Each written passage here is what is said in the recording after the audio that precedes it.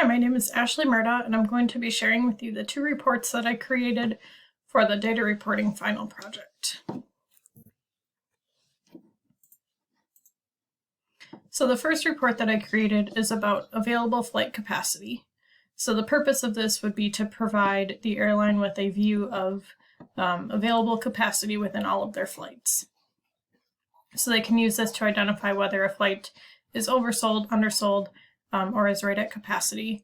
And with that information, they would do various things. So if they were undersold on a flight, they may lower their prices on tickets. They may cancel the flight if there really isn't anyone on there, or change the way that they're advertising. If they're oversold, they may put people on a wait list or offer to transfer flights. And then if they're at exact capacity, they may want to sell a few more tickets just in case people don't show up, or they may just leave it and not do any additional action. So the first piece that I had to do was I created the report using the database reporting template that we had made, connected that to my airline data source, and then created a data set to show the different capacity information.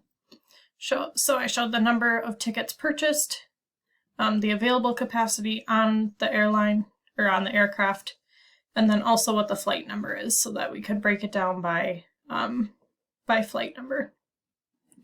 And then within the report, I created an expression to subtract the number of tickets purchased from the aircraft capacity. So in the end, it groups it by flight number, all of the tickets purchased, and then it takes the total number of tickets purchased and subtracts that from the total aircraft capacity to show the number of seats not filled on that flight. The second report I created was about aircraft maintenance, to show how many hours an aircraft has reached, assuming that an aircraft would be subject to maintenance every 1,000 hours flown.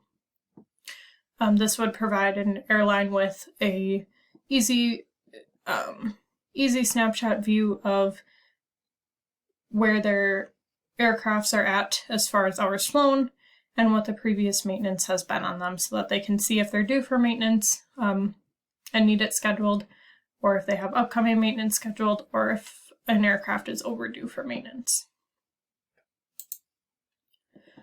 The first thing I had to do was create a table within the database.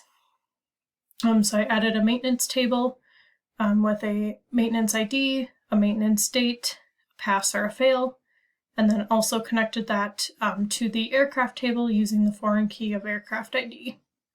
I inserted 4 data points into that table.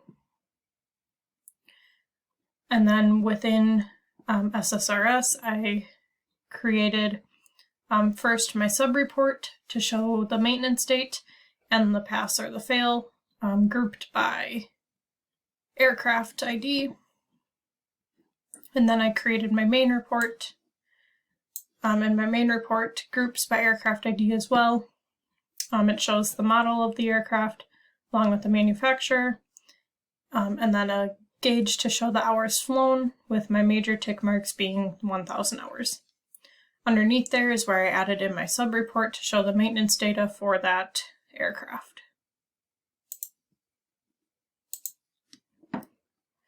In the end, my report looks like this. So it shows the aircraft, the hours flown, and then if that aircraft had maintenance done on it, then my sub-report will show the maintenance date as well as the pass or the fail.